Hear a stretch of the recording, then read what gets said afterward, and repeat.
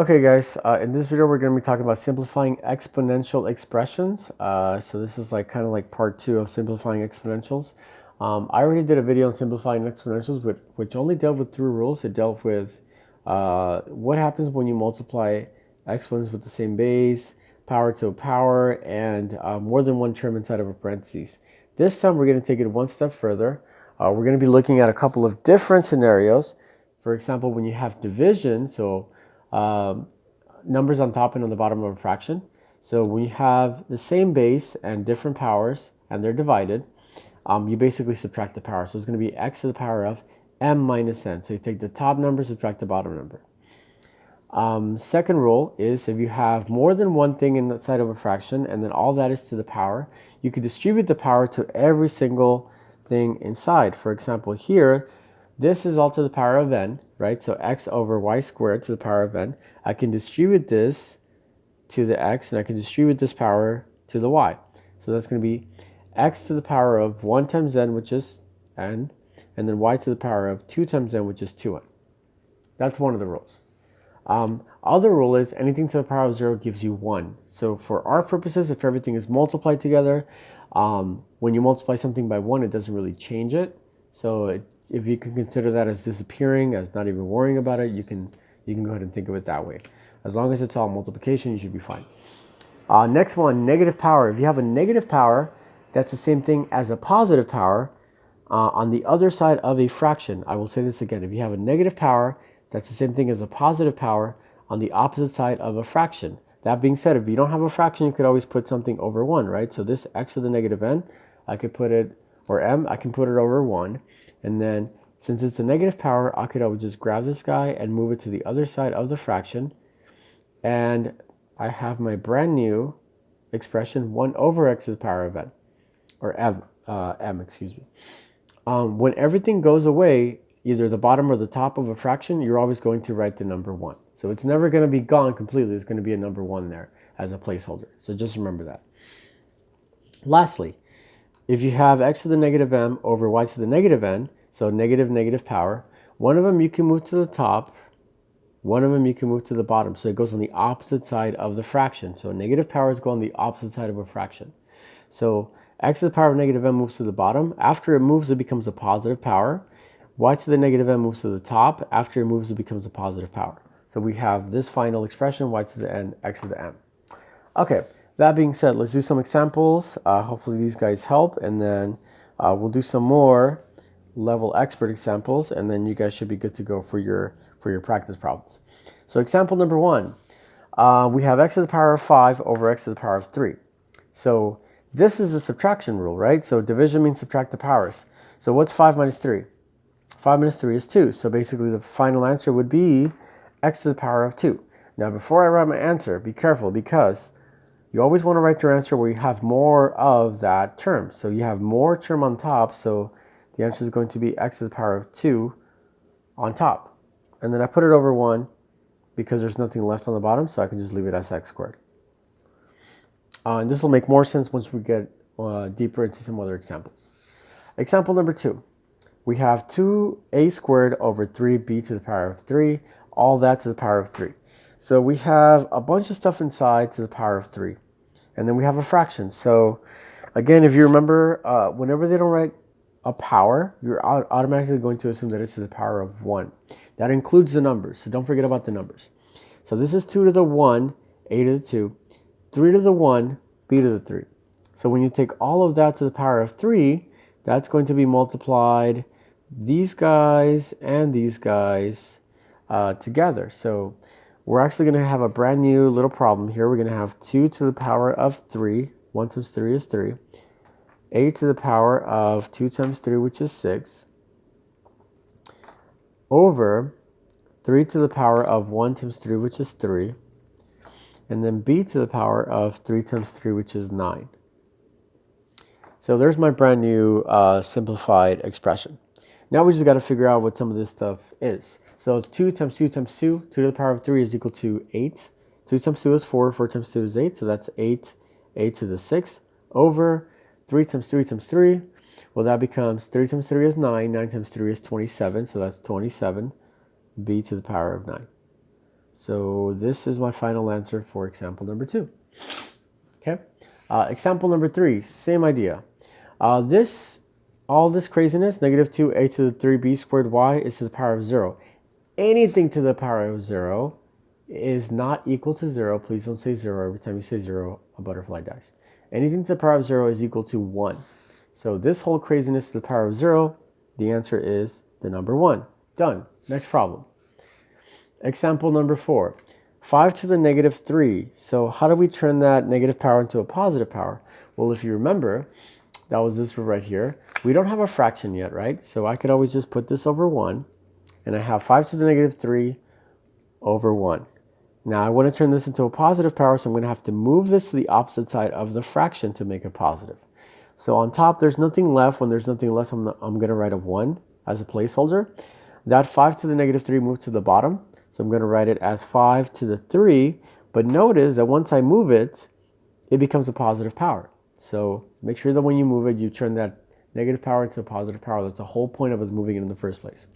So the final answer is equal to 1 over 5 to the power of 3, which is 1 over 5 times 5 times 5, which is 125. So that'll be the final answer for example number 2. Or sorry, example number 4, excuse me. Example number 5, we have this one. So we have 1 over 5 to the negative 2. So that negative power, we can turn it into a positive power by moving it upwards. So that's going to become 5 squared on top. And there's nothing left on the bottom, so I'm going to put it over 1. And what's 5 squared? Well, 5 times 5 is 25, so my answer is actually 25 for example number 5. Okay? So hopefully these few examples made sense. Now we're going to be moving on to level expert and do some more examples. And this is as crazy as it's going to get, so it's not going to get any harder than this. So if you guys understand this, you should be good to go for the assignment that I gave you, or any assignment that I give you in the future, actually. All right, so in this case, the order does not matter. You can do whichever simplification you want first, and it should not matter. So the order that you do it in, because everything at the end of the day is all multiplied. As long as you do the exponents first, power to a power,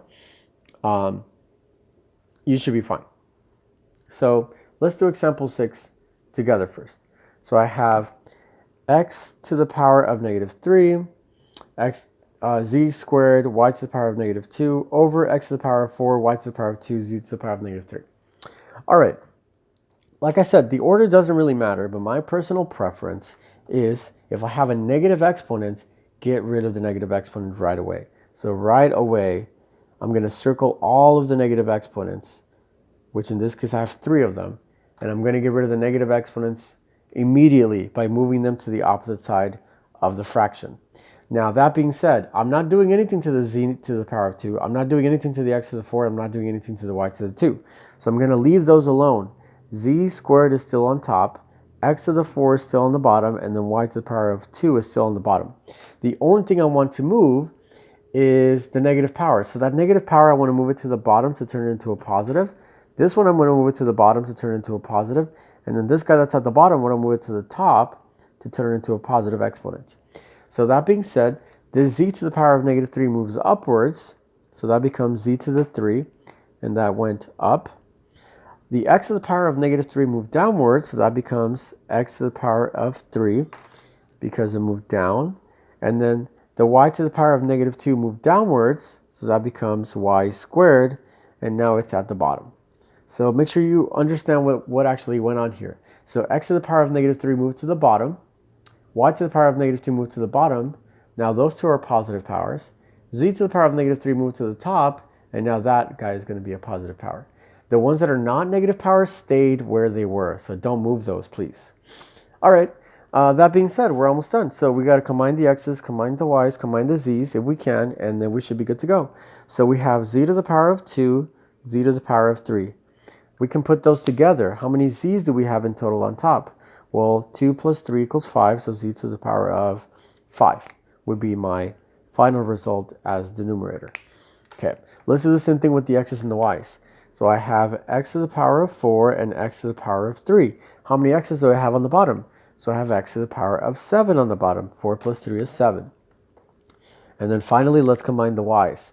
So we'll have y to the power of 2, and then y to the power of 2. How many y's do we have on the bottom? Well, we have 4 of them, so y to the power of 4 remain on the bottom. So my final simplification of that crazy problem that we started off with is this expression. So z to the power of 5, x to the 7, y to the 4th. Okay, example number 7. Same idea. So we're going to be first starting off with well, it doesn't really matter what you start off with, but you can just do whatever you need to do first. I personally like to distribute the negative power right away. Just make sure that before you do that, you put the 1 on top of the 2 and the 3, because you know those have powers as well.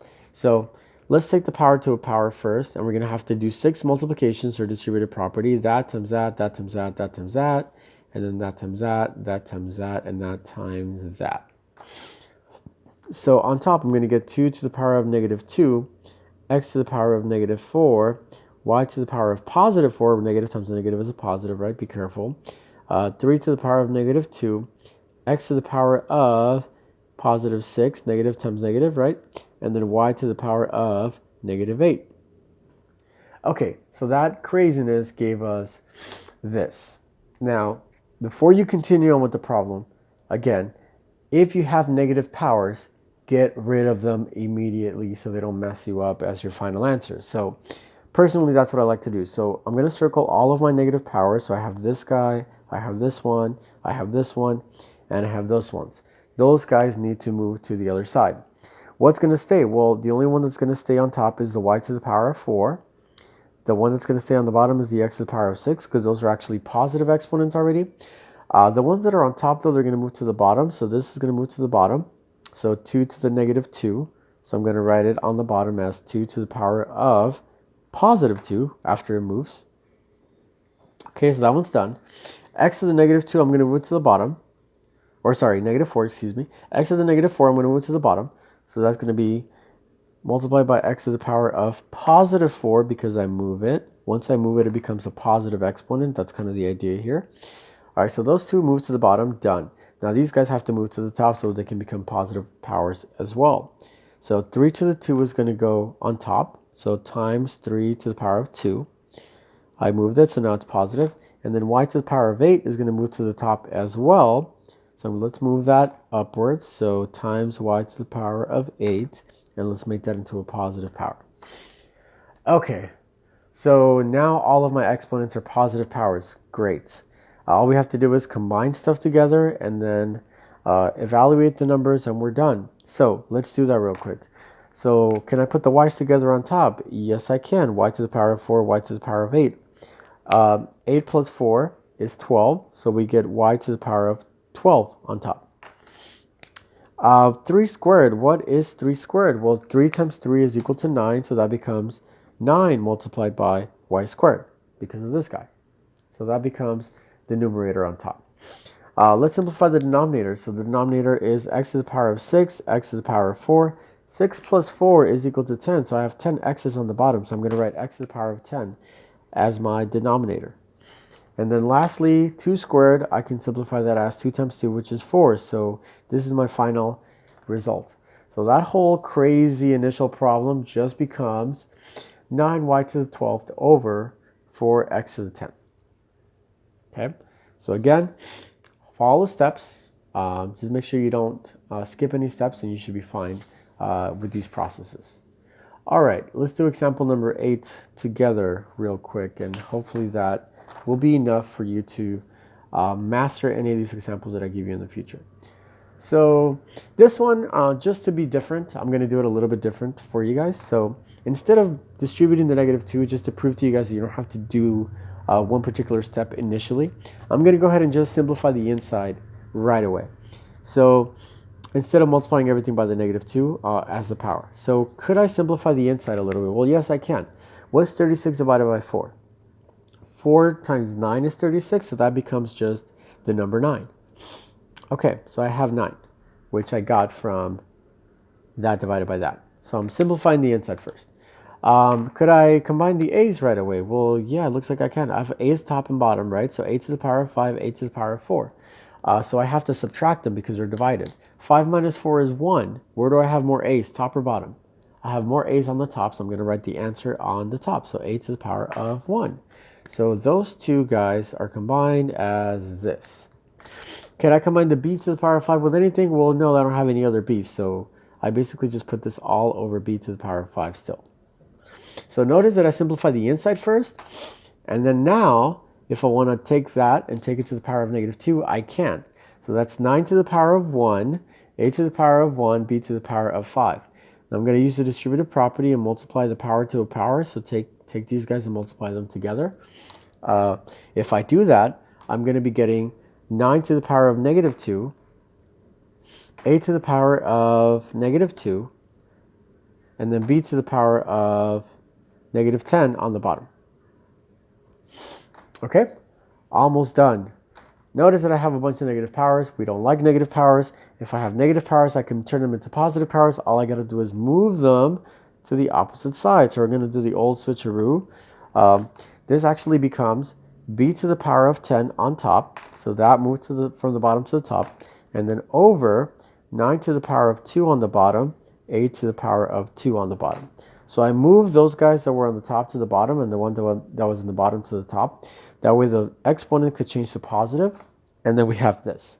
So we're basically done. We just have to simplify what's 9 squared. So 9 squared is equal to 9 times 9, which is 81. So my final answer is b to the power of 10 over 81a squared. Okay, so make sure that your final answer is always a positive power. So if you can simplify and you have positive powers for all of your combined variables, then you should be good. Hopefully this video was helpful, guys. I will see you guys on the next one. Good luck.